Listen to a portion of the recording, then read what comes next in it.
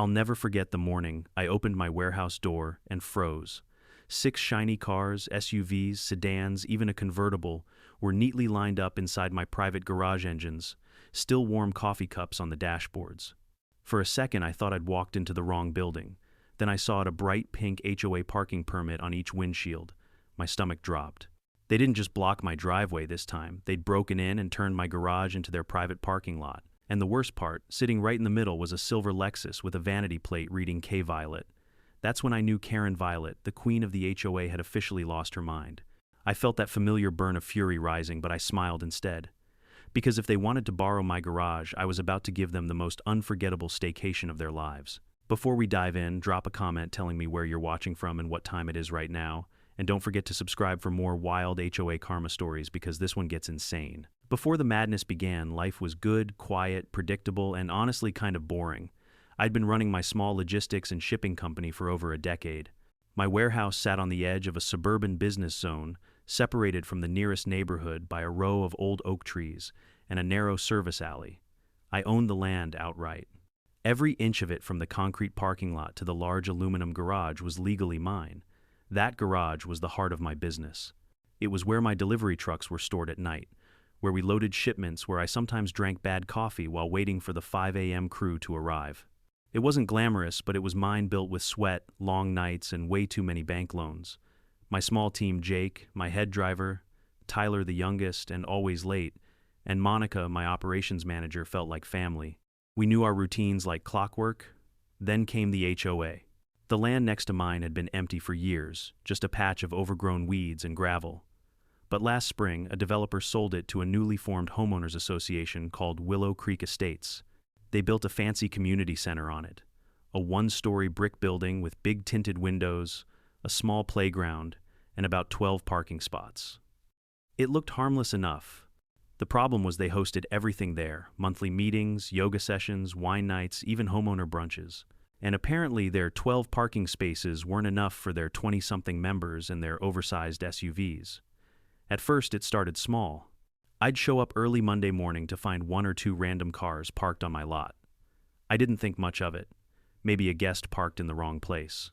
So, I left polite notes under their wipers. Private property. Please do not park here.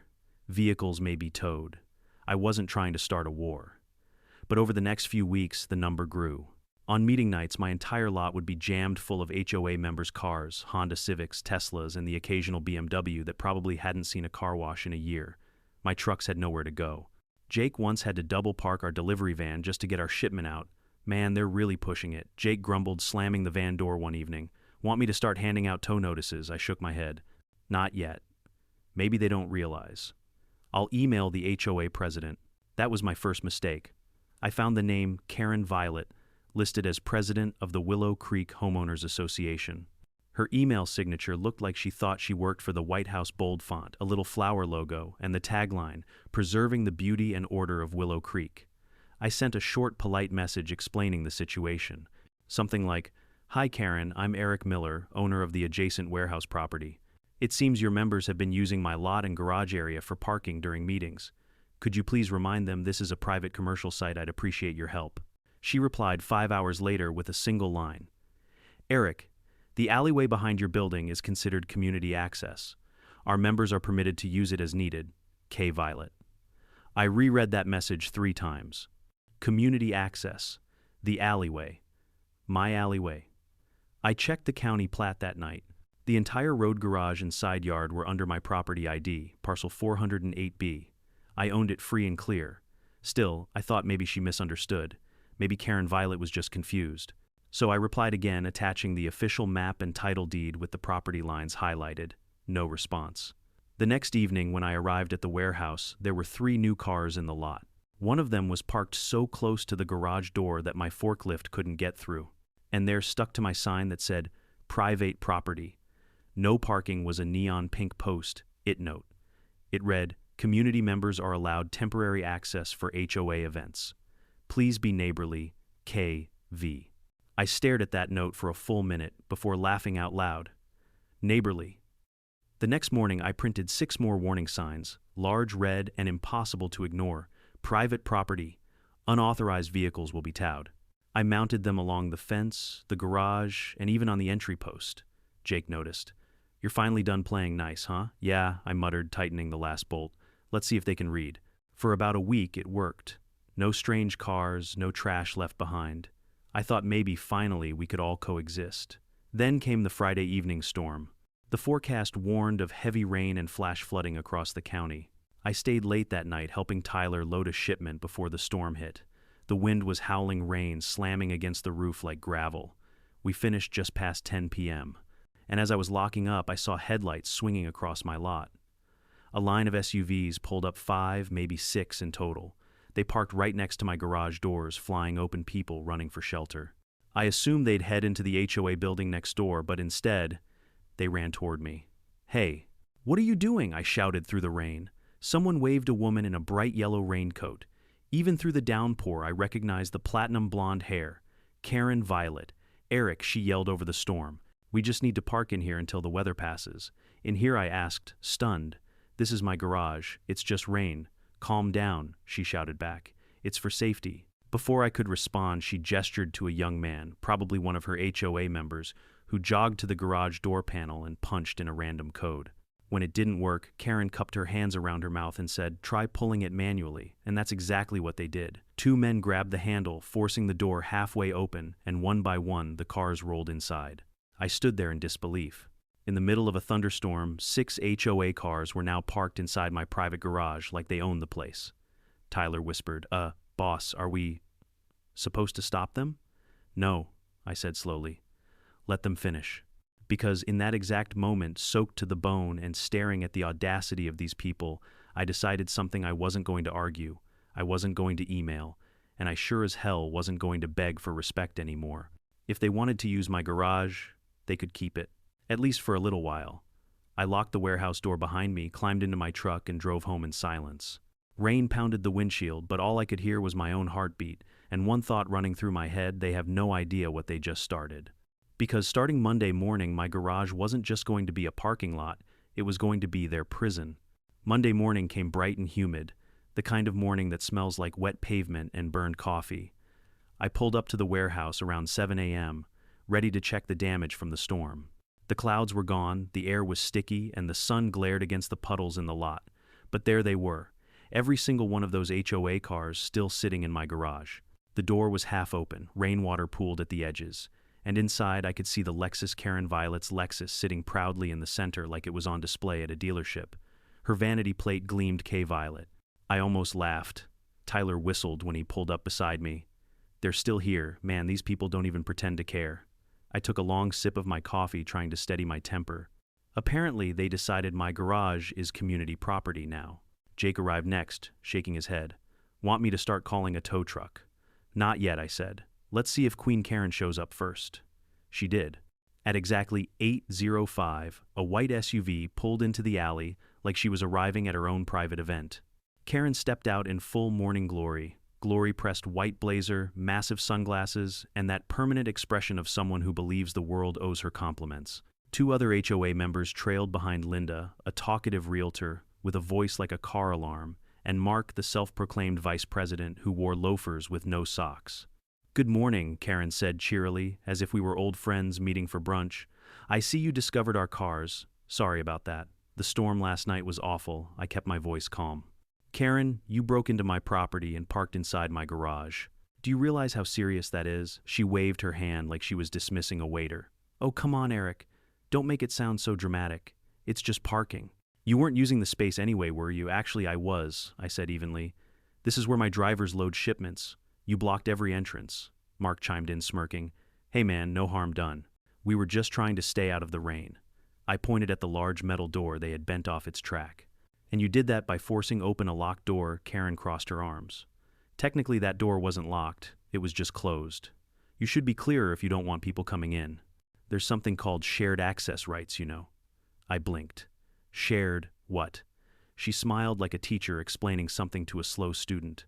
"The alleyway between your building and ours was originally public land before the subdivision. Our HOA agreement allows members to use it for access to community spaces. That includes your garage area. It's common courtesy." Tyler nearly choked on his coffee. Common courtesy. You mean breaking and entering? Karen ignored him completely. Besides, she went on, it's not like we damaged anything. We just needed temporary shelter. You should be more neighborly. We're all part of Willow Creek, whether you like it or not. That was when I knew I was dealing with a special kind of delusion. I opened the back of my truck and pulled out the large rolled-up property map from the county assessor's office. I unrolled it right there on the hood, tapping the bold black line that outlined my land. See this parcel 408B? That's mine. Every inch of this garage, this driveway, this alleyway, it's all private property. The HOA starts over here. I pointed to the other side of the fence. You're trespassing. Karen squinted at the map for 2 seconds, then smiled smugly. Well, we'll have to confirm that with the board. These documents can be misleading. I laughed, but there was no humor in it. The board, Karen, I bought this land 10 years before your HOA even existed. She gave me a patronizing smile. Then I'm sure you won't mind me checking. You know, for everyone's peace of mind. She turned on her heel and strutted off like she'd just won the argument, Linda trailing behind her, muttering something about how rude business owners can be. Jake looked at me. Boss, that woman's got a PhD in delusion. Yeah, I said, rolling the map back up. And I have a degree in payback. By that afternoon, I had already received an email from her. From President at willowcreekhoa.org, subject garage use Eric. The HOA board has determined that your garage shares access rights with the Willow Creek Community Center under the terms of our development plan. Until this is resolved, members may continue to park there temporarily during official events. K. Violet. I stared at that message so long my coffee went cold. She was doubling down. So I replied, from Eric Miller, Karen, there are no shared rights. Stop trespassing or I'll involve law enforcement. Eric, her. Reply came within minutes. From K. Violet, oh Eric, let's not escalate things. You wouldn't want to cause tension with your neighbors, would you? I could practically hear the condescension dripping through the screen. I forwarded both emails to my lawyer, Rachel Green, just in case. The next few days were a circus. Every evening I'd find fresh cars in my lot. Sometimes they'd park diagonally across my loading area, other times right up against the garage door. Jake couldn't back the trucks out without threading between bumpers like it was an obstacle course.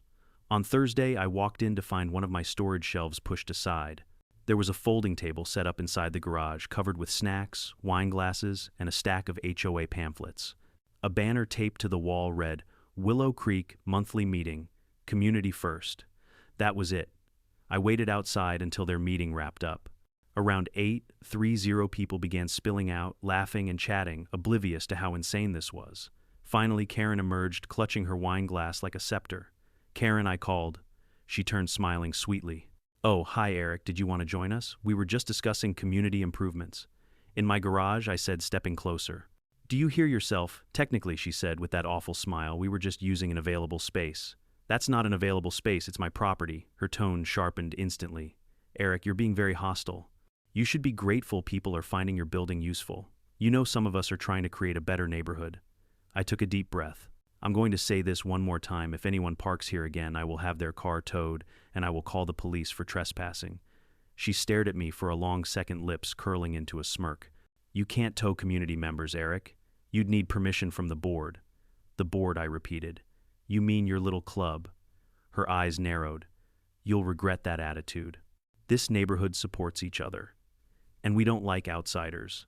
I couldn't help but laugh. Outsider Karen, I've been here longer than your entire HOA. She spun on her heel, barking at Linda to grab the leftover wine, and walked off. Jake muttered, she's gonna do something stupid, isn't she? Guaranteed, I said. But this time I'll be ready. As they left, I locked the garage behind them and took one last look at the scuffed floor, the bent door, the tire marks. My patience had officially expired. I wasn't just dealing with a nuisance anymore. I was dealing with an HOA queen who believed her imaginary power outranked property law, and soon I'd remind her exactly who she was dealing with. By the next week, the word neighborly had officially lost all meaning to me. I'd always believed that patience and decency could fix most problems. But try reasoning with people who think private property is a suggestion, not a rule, and you'll end up like me, standing in your own garage, surrounded by strangers' cars, wondering if you've slipped into a sitcom written by Satan. It was Monday again, and I had a new plan. Politeness had failed. Emails had failed.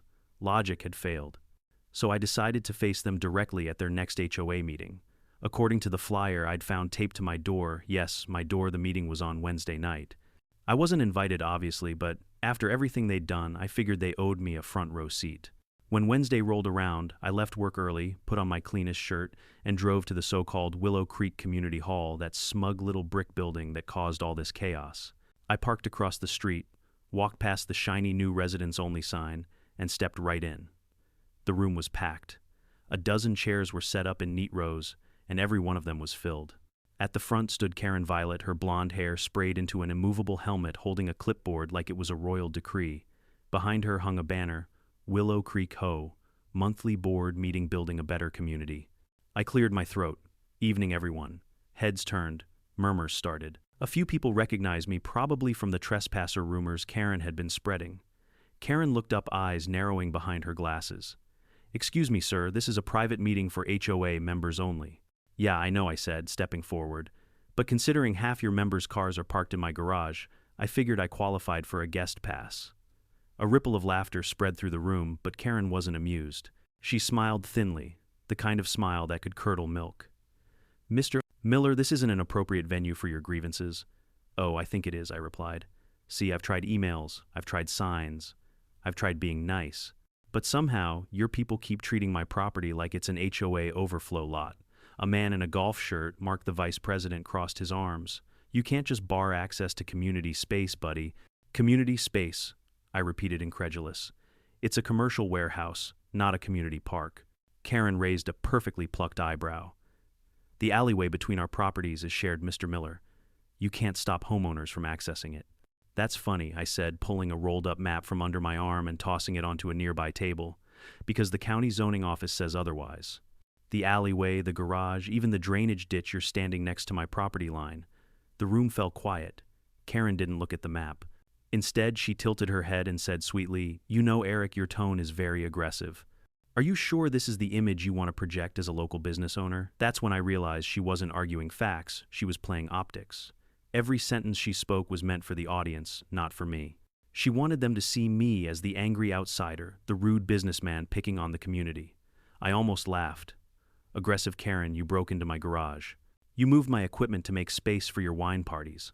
Gasps from the crowd. Karen's lips twitched. "That's an exaggeration." "Really?" I pointed toward the back of the room where Linda, the talkative realtor, sat stiffly clutching her purse. "Ask Linda. She was there last Friday. You used my shelves as a coat rack." Linda flushed bright red. Well, it was raining," Karen cut her off. "This isn't about personal attacks. Let's stay on topic." I took a deep breath. "Fine. Here's the topic. If one more car parks on my property, I'll have it towed and impounded. Period." The room erupted in murmurs. Someone muttered, "He can't do that," while another whispered, "Isn't that illegal?" Karen smiled triumphantly. "See, even our members know that's not how community cooperation works." I met her gaze squarely. "Community cooperation doesn't mean trespassing, vandalizing, and ignoring boundaries. You don't get to rewrite property law because you're inconvenienced." For a split second, I saw her jaw tighten. The mask cracked, just a hairline fracture, but it was there. Then she smoothed her expression, gave a dismissive laugh, and said, "Well, thank you for your perspective, Mr. Miller. I think we're done here." I let out a short laugh. "Yeah, we are." I turned and walked out to a chorus of whispers. Behind me, I heard Karen's voice ring out crisp and smug. "Some people just don't know how to be good neighbors." I didn't look back. That night, I couldn't sleep. I replayed the meeting in my head over and over again, every sarcastic word, every fake smile, and I knew deep down that she wasn't done. The next morning, my phone buzzed nonstop. Jake sent me photos. "Boss, you're not gonna like this." I opened the pictures and nearly spit out my coffee. There were new signs posted near my garage. Big laminated ones reading "Overflow Parking," "Willow Creek HOA Events Only," "Community Guests Welcome." And underneath, in tiny print courtesy of the Willow Creek HOA board, they'd actually put up their own signage. On my fence, I felt my pulse throb in my temples. I grabbed my keys and drove straight there. When I arrived, Karen and Mark were in the lot hammering in another signpost. "Morning, Eric," she called cheerfully, like she hadn't just declared war. We decided to help clarify the space for everyone's convenience. I parked, got out slowly, and said, "You're trespassing again." She tilted her head. "Oh, relax. We're just improving community communication. By nailing signs into my fence," she smiled sweetly. "Technically, the fence borders the access path. The board voted unanimously to approve it." I stared at her, speechless for a moment. Karen, your board has as much authority here as a lemonade stand. Mark chuckled. You're being dramatic, man. It's just a couple signs. Something in me snapped. Maybe it was the condescension, maybe it was the audacity. But that was the exact moment I decided that the next chapter of this little feud wouldn't be about conversation. It would be about consequences. I took a step closer, lowering my voice. Karen, I've been patient. I've tried to be reasonable. But if you or anyone from your HOA parks here again, I'm done playing nice. Her smile faltered for half a second. Are you threatening me? No, I said calmly. I'm promising you. And then I walked back to my truck, pulled out my phone, and called Ben Alvarez, my locksmith, the same guy who installed the original doors when I first bought the warehouse. Ben, I said, how soon can you upgrade my garage locks to something heavy-duty? He laughed. Depends. You expecting burglars or a war? Both, I said. And I want to make sure I win. That weekend, while the HOA was busy setting up their Saturday farmers market, Ben showed up with a van full of industrial-grade locks, new hinges, and a reinforced keypad system. We worked quietly through the night, unscrewing the old panels, bolting in the new ones, calibrating every latch. By the time dawn broke, my garage doors were fortified like a small fortress. Jake looked around, impressed. Nobody's getting in there without permission. Exactly, I said. And if they try, they'll regret it. He grinned.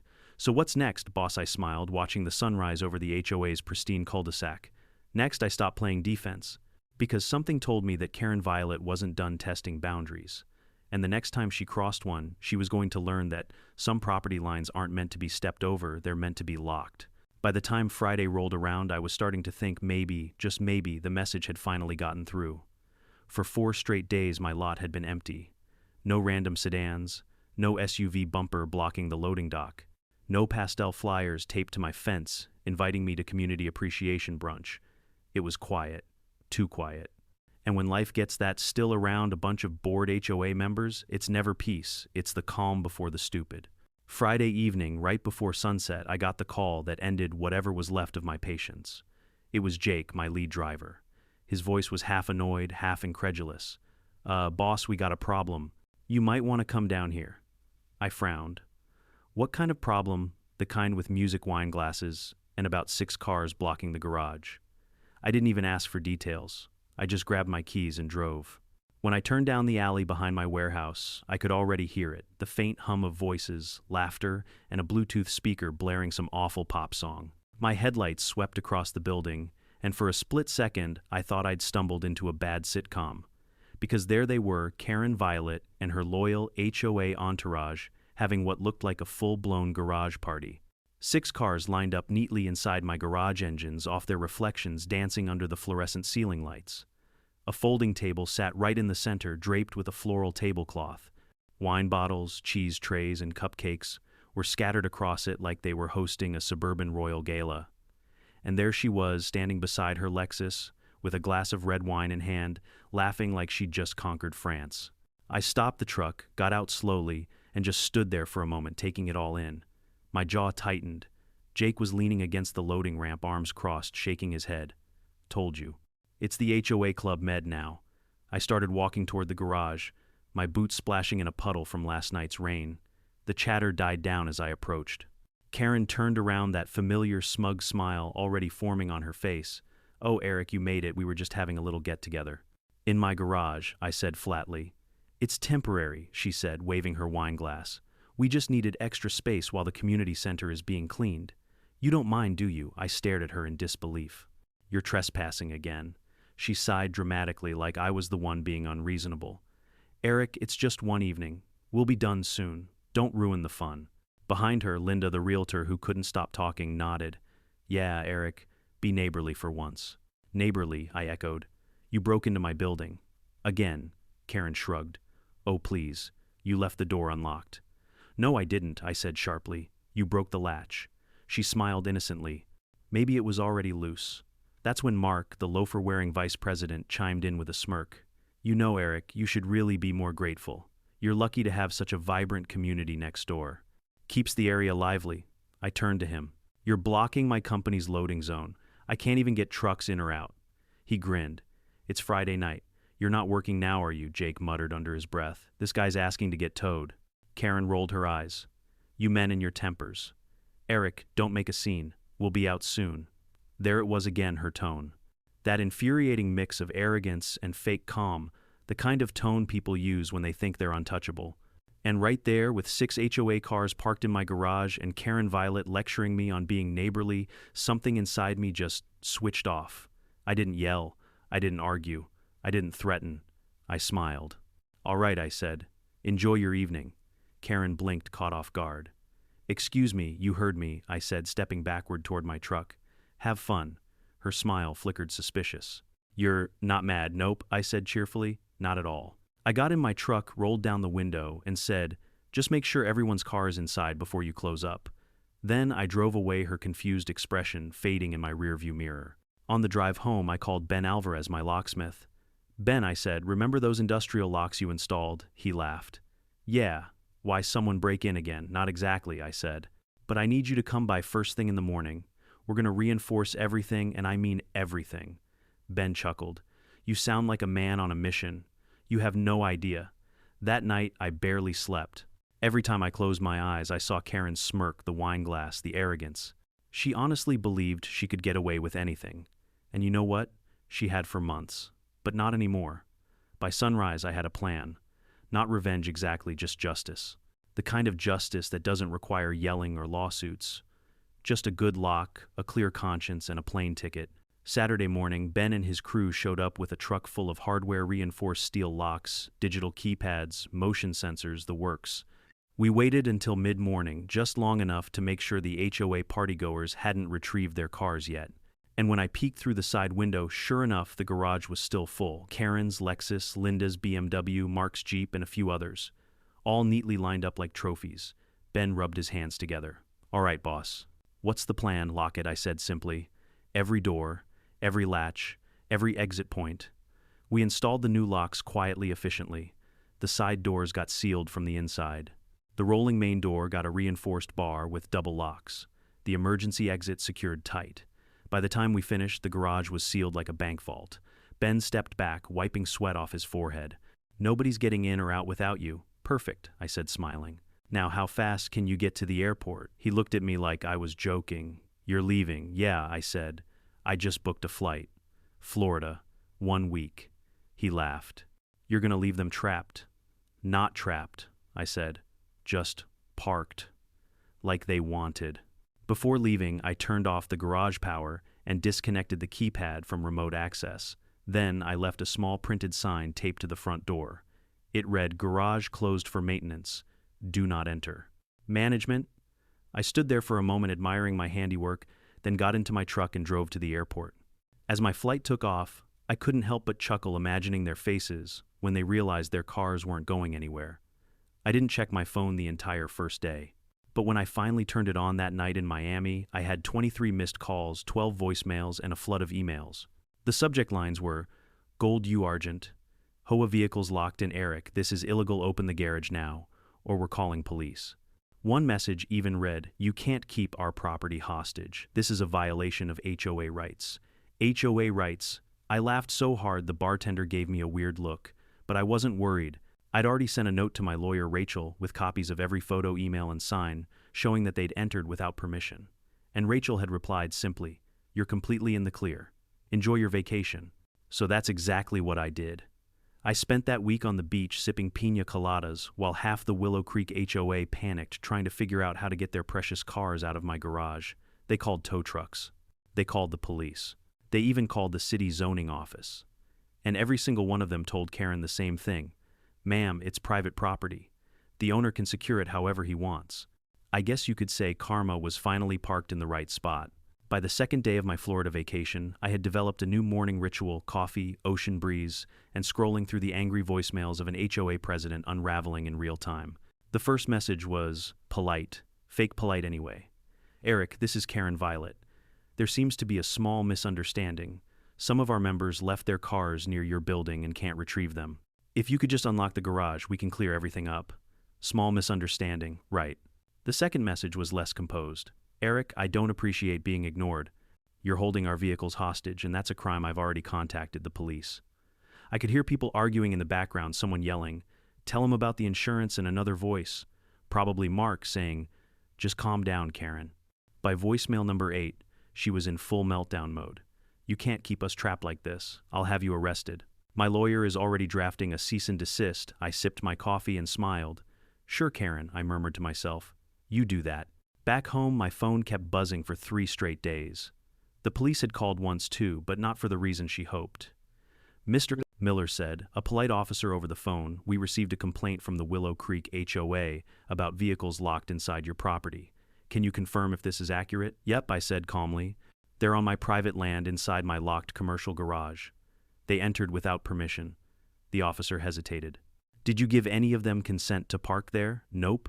"Are there posted signs warning against unauthorized parking?" "There are 6 of them," I said.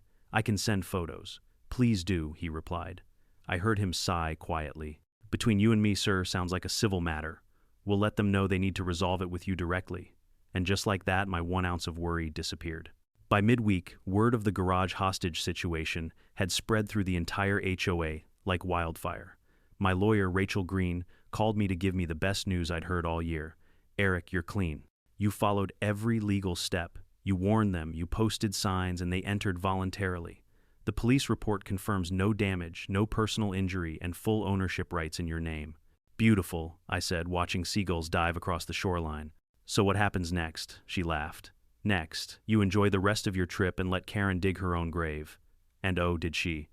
According to Rachel, Karen had spent the entire week harassing the local police department, the city zoning board, and even the mayor's office, insisting that my warehouse overlapped community property lines. Unfortunately for her, the city records showed something inconvenient. My building had existed for 12 years, 9 years before the HOA was even founded. Rachel forwarded me a scanned document from the county assessor, complete with a date stamp and my signature. "That woman can scream all she wants," Rachel said. "The map doesn't lie." Meanwhile, the HOA members were starting to turn on each other. I heard about it through Jake, who texted me updates from the warehouse parking lot like a gossip columnist. "Jake, dude, you won't believe this. Karen's out here yelling at Mark and Linda. Apparently they're blaming her for getting their cars locked. Me tell them to enjoy their community bonding time. Jake, bro, they called a towing company, but the driver refused.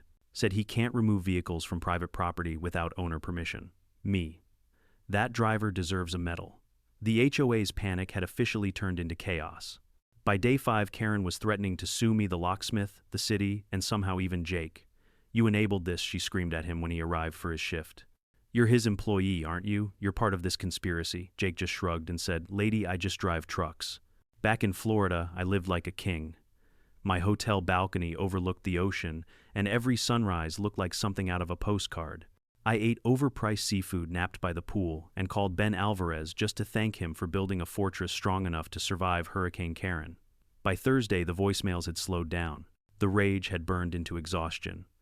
The final one I listened to that night made me laugh so hard I nearly spilled my drink. "Eric," Karen said, her tone trembling somewhere between fury and desperation. "If you think this is over, you're mistaken. We'll take this to court. You'll pay for every day those cars were trapped, and when we win, I'll make sure the county revokes your permit. You'll never run another business here again." She ended the message with a dramatic click. I saved the voicemail. It would make a great ringtone. When my flight landed back home that Saturday, the first thing I did was stop by the warehouse. I hadn't told anyone I was back. Not even Jake. I wanted to see the scene for myself. The morning sun was blinding as I turned into the lot. My shiny new locks gleamed in the light, untouched and perfect. But it was the noise that got me, voices echoing inside, muffled by metal. I killed the engine, stepped out, and just listened. "Hello," someone shouted. "Is anyone out there?" I walked to the side window and peered in. There they were, Karen and her entourage, standing between their cars, sweaty, red-faced, and absolutely miserable. It looked like they'd been camping out. Linda was fanning herself with a folder. Mark was pacing like a caged zoo animal. And Karen... well, Karen looked like someone who just realized her empire had fallen. I unlocked the side door slowly, the sound of the latch echoing like thunder. Karen's head snapped up. "Eric," she barked. "Finally, do you have any idea what you've done?" I stepped inside, hands in my pockets, trying not to smile too hard. "Oh, I have a pretty good idea. You can't just lock people's cars in," she shouted. "That's illegal." "Actually," I said calmly, "it's not. The police already confirmed. My lawyer too," she sputtered. "This is outrageous. We'll sue you for damages." I looked around the garage at the tire marks, the empty wine bottles, and the scratches on the walls. "You might want to be careful with that word. Because as of right now, you owe me for property damage, trespassing, and interfering with my business. Karen froze. You wouldn't. Oh, I would, I said, smiling. And here's the fun part, I already did. My lawyer filed the paperwork yesterday. The color drained from her face. Behind her, Linda muttered, I told you we shouldn't have parked here. Karen turned on her instantly. Quiet. Linda, this isn't my fault. Oh, really? Mark snapped. Because it sure feels like your fault. The argument exploded right there in the garage, voices overlapping, fingers pointing, chaos, spiraling. I watched for a minute, just long enough to enjoy the show, then raised a hand. All right, everyone out, I said. Cars, people, all of it. Now. Karen hesitated, glaring at me like she wanted to throw her wine glass, but she knew she'd lost. I unlocked the main door and stepped aside. One by one, they filed out, silent and humiliated. The last one to leave was Karen. She stopped by her. Lexus turned to me and hissed, This isn't over, Eric. I leaned against the doorframe. You're right, it's not. Then I clicked the door closed behind her and locked it again. That afternoon, Rachel called. Eric, I just got word the court accepted your filing. The HOA's lawyer wants mediation, but honestly, they don't have a leg to stand on. The police report alone sinks them. Good, I said. Let's do this right, Rachel chuckled. You really locked them up for a week. Hey, I said. They wanted free parking. I just gave them an extended stay. For the first time in months, the warehouse was quiet again. No cars, no HOA banners, no smug laughter echoing through my walls. But I wasn't done yet. Because when it came to people like Karen, violent justice needed to be public. And soon she'd learn that payback doesn't end with a lock. Sometimes it ends in court with the whole neighborhood watching. When I say the courthouse was packed, I mean standing room only. Even the hallway outside buzzed with whispers. Apparently news travels fast when the self-proclaimed Queen of Willow Creek HOA drags a local business owner into court, especially after that week-long garage incident everyone in town had heard about. I stood next to my lawyer, Rachel Green, in the small courtroom that smelled faintly of old paper and bad perfume. Across from us sat Karen Violet, draped in pastel pink and false confidence, flanked by two HOA board members, Mark and Linda, who looked like they'd rather be anywhere else. Karen had traded her wine glass for a stack of manila folders, her face set in the kind of smugness only desperation can produce. She didn't look at me, she looked at the judge. And when the judge, Honorable Walter Daniels, an older man with gray hair and no tolerance for nonsense, walked in the room, fell silent. Case number 521A, the clerk read. Willow Creek Homeowners Association versus Eric Miller. Rachel leaned close and whispered, Don't react to anything. Just let them talk first. Karen's the kind of person who'll bury herself before we say a word. I nodded, biting back a smile. Karen rose first. Her voice quivered with forced authority. Your Honor, the defendant maliciously confined property belonging to our association members for an entire week. He caused emotional distress, financial burden, and humiliation to our community. We are seeking damages for impound fees, rental car costs, and emotional suffering. The judge raised an eyebrow. Emotional suffering from your cars being locked. Karen nodded solemnly, as if she were discussing a natural disaster. Yes, Your Honor. Many of our members rely on their vehicles for daily work and errands. Mr. Miller intentionally locked them inside his building, depriving us of access. Rachel stood. Permission to respond, Your Honor. Proceed, said the judge. First, let's clarify, Rachel said, flipping open her binder. The HOA's vehicles were not locked inside. They were parked without permission on my client's private property inside a commercial building they broke into. We have photographic evidence showing damaged locks, displaced equipment, and posted signage that clearly reads, Unauthorized vehicles will be towed. Rachel handed the judge a folder. Karen's smile faltered slightly. The judge squinted at the photos, half a dozen SUVs and sedans lined up neatly under my fluorescent lights. He looked up unimpressed. Mrs. Violet, these vehicles are clearly inside Mr. Miller's garage. Karen laughed nervously. It's a bit misleading, Your Honor. That area is part of the community's shared access zone. Rachel was ready for that one. She slid another document forward. Here's the county property map. The boundary line shows Mr. Miller's land clearly separated from the Willow Creek subdivision. This building was constructed 10 years before the HOA existed. The judge examined it. Mrs. Violet, do you have any documentation proving your association owns or has access rights to this land? Karen's smile froze. We haven't updated our community maps yet, but... So that's a no, her lips twitched. Not At this time, Your Honor. Rachel continued, her tone calm but cutting. Additionally, the plaintiff is claiming emotional distress. However, I have a series of emails and photos time-stamped dated before the incident showing that Mr. Miller repeatedly warned the HOA to stop trespassing. The judge leaned forward as Rachel read from one of my old emails aloud. Hi Karen, please remind your members that parking or entering my property without authorization is considered trespassing. This is a commercial loading area and not community space. Eric Miller. Rachel turned to the judge. That was 3 months before this incident. Karen jumped up. Those emails were harassing. He was threatening us with towing. The judge raised a hand. Sit down, Mrs. Violet. She obeyed, face red as a fire hydrant. Rachel smiled faintly. One more thing, Your Honor. After the vehicles were removed, my client filed a countersuit for damages. We have invoices for repair costs to the garage door, photos of tire damage, and proof of lost business during that week due to blocked access. Total estimated losses $6,400. The judge flipped through the evidence and looked at me. Mr. Miller, you said the police were contacted. Yes, Your Honor, I said. They confirmed I was within my rights to secure my property. I have the officer's statement on file. Rachel handed over the report. The judge read it quietly for a moment, then looked at Karen. Mrs. Violet, did you contact law enforcement at the time? She straightened her blazer. Yes, Your Honor. But they refused to intervene. Why? Karen hesitated. Because they didn't understand the situation. The courtroom chuckled softly. Even the bailiff smirked. Rachel delivered the final blow with the kind of precision that made me proud to pay her hourly rate. Your Honor, she said, what we have here isn't a misunderstanding. It's a pattern of entitlement. The HOA repeatedly ignored clear warnings, invaded a commercial property, and damaged private infrastructure, all while claiming some imaginary shared access. Mr. Miller didn't lock them in. They locked themselves in by parking where they didn't belong.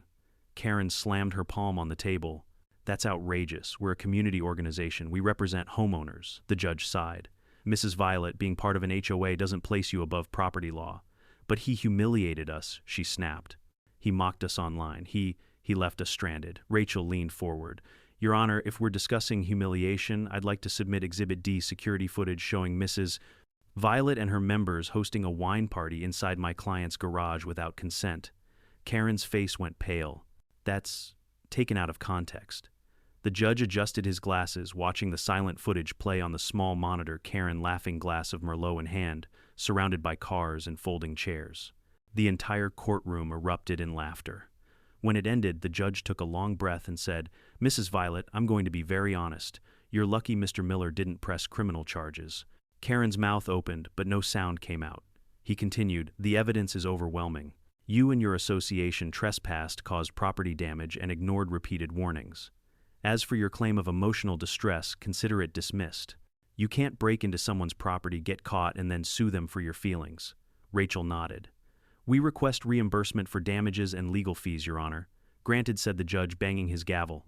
Case dismissed in favor of the defendant, Eric Miller. The room erupted, half in applause, half in stunned silence. Mark rubbed his temples. Linda muttered something about selling her house, and Karen stood frozen, her pink blazer trembling with rage. She pointed at me as I turned to leave. You think this is over? You humiliated me in front of my entire community, I smiled. You did that yourself, Karen. The bailiff gently ushered her back as Rachel and I walked out into the hallway. Nice work in there, I said, handing her a small envelope.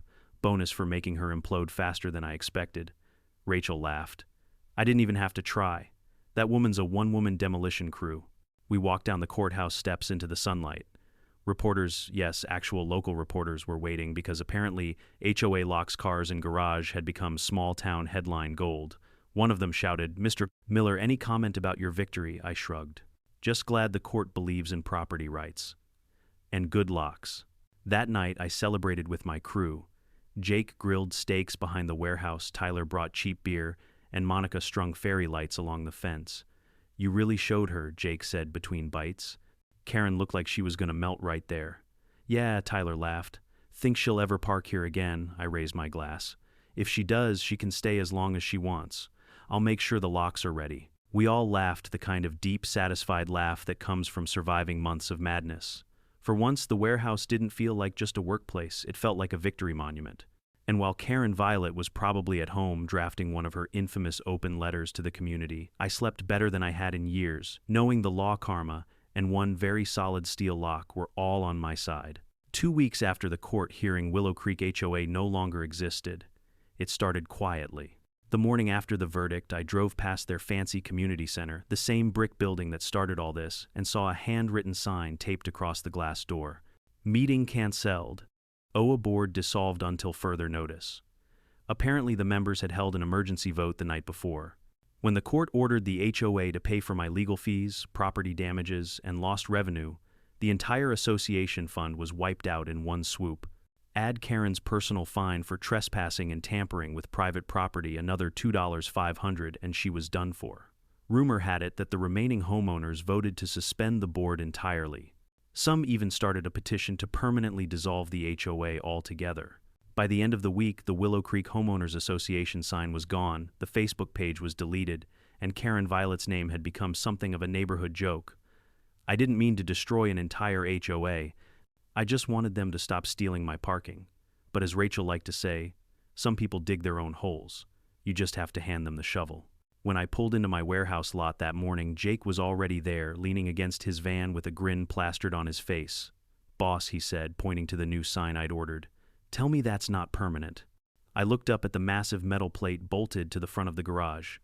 "HOA-free zone trespassers will be locked in again." I couldn't help but laugh. "Consider it art." Tyler pulled up a moment later and whistled. "Man, Karen's gonna lose her mind when she sees that." Jake smirked.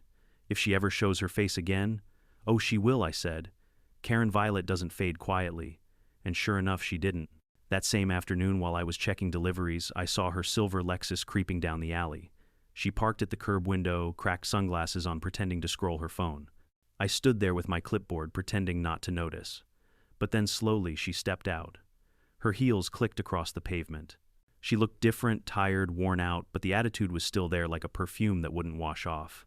"Eric," she said, her voice carefully calm. "Karen," I replied, keeping my tone neutral. "How's community leadership treating you these days?" Her jaw tightened. "I came to apologize." That stopped me cold. "You, what?" She exhaled slowly. "I went too far. I shouldn't have let things get that bad." For a brief second I almost believed her, but then she added, "You embarrassed me. Publicly. You didn't have to humiliate me in court." Ah, there it was, the real Karen. I set my clipboard down and leaned against the garage door. "Karen, you broke into my building, threw parties in my workspace, ignored every warning I gave you, and then tried to sue me. I didn't humiliate you. You did that all by yourself." Her lips pressed together. "You think you're clever, don't you?" "No," I said. "Just persistent." She glared at me for a long moment before saying, "Well, enjoy your little victory, Eric. You won't always have the upper hand." Then she got back in her Lexus and drove away, tires screeching just enough to let me know she was still angry. Jake appeared from behind a delivery truck, shaking his head. "That woman's allergic to accountability." "Yeah," I said with a grin. "But at least she learned what a lock is for." A few months passed. Business picked up again. We even landed a new shipping contract that let me expand the warehouse. I added security cameras, brighter floodlights, and automatic gates that opened only by employee code. It wasn't paranoia, it was peace of mind. I'd also started something new, a small side hustle, making custom signs for other small business owners who dealt with entitled HOA groups.